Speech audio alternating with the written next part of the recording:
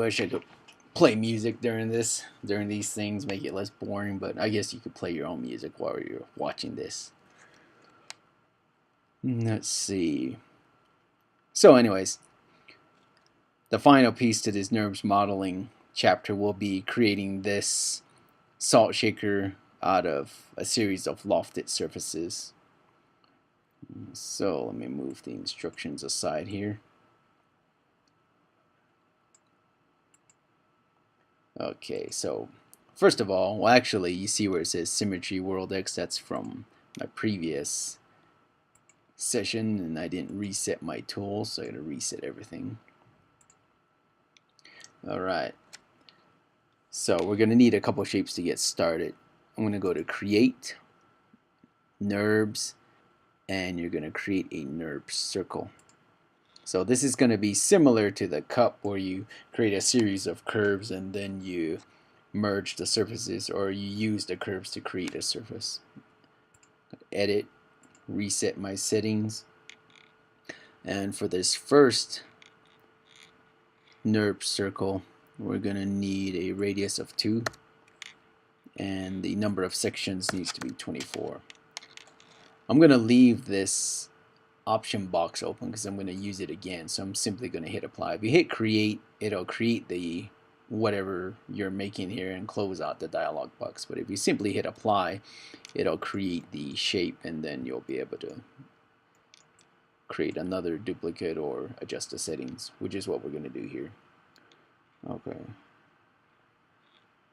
we'll need another object. Actually, I'm doing this in reverse, but anyways, we'll need another one of these circular curves, but this time the radius is going to be 4. The number of sections is going to be the same, and I'm going to hit create.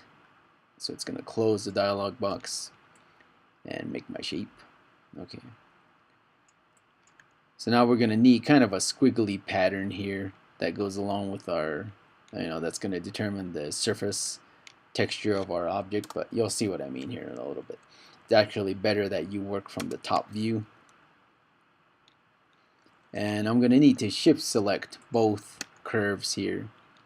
Then I'm going to right click and go to control vertex for that shape, and then control vertex for the other shape. Now we'll need to be able to see these points so that way we can align them properly. Now in the book it says to use the snap to point option, meaning these points are supposed to snap to other points, but it wasn't working for me. But you'll still get the same results if you manually move these items, so it's not really a big deal. You just have to eyeball it. Anyways, so you can see here in the instructions, and pull these out a little bit. You're going to take this outer ring, select these individual vertice points, and move them downward. And when you move the vertice points again, you'll see that the curve will be modified. So just take a look at what I'm doing here and you'll get the same results. So I'm going to start with this point up here. Make sure the move tool is selected. Make sure snap to grid is off. And what it wants me to do is to line up that vertice point. You see it should be snapping to the vertice point, but it's not. So I'm just going to eyeball it. They want you to align this selected vertice point here with that point right here on the inner line. I'm going to do that with all of these pieces here. I'm going to start with the top, left, right, and bottom points, and then I'll do the same for these ones here. Move that point to there, select this piece. Now if you want to restrain your movements, you can simply use the arrows, but if you want to just get in there, get down in there and grab that point by the ears and drag it over, and just select it and move it over. See? And there, good enough for government work, and I didn't even have to use their fancy snap to point thingy that didn't work.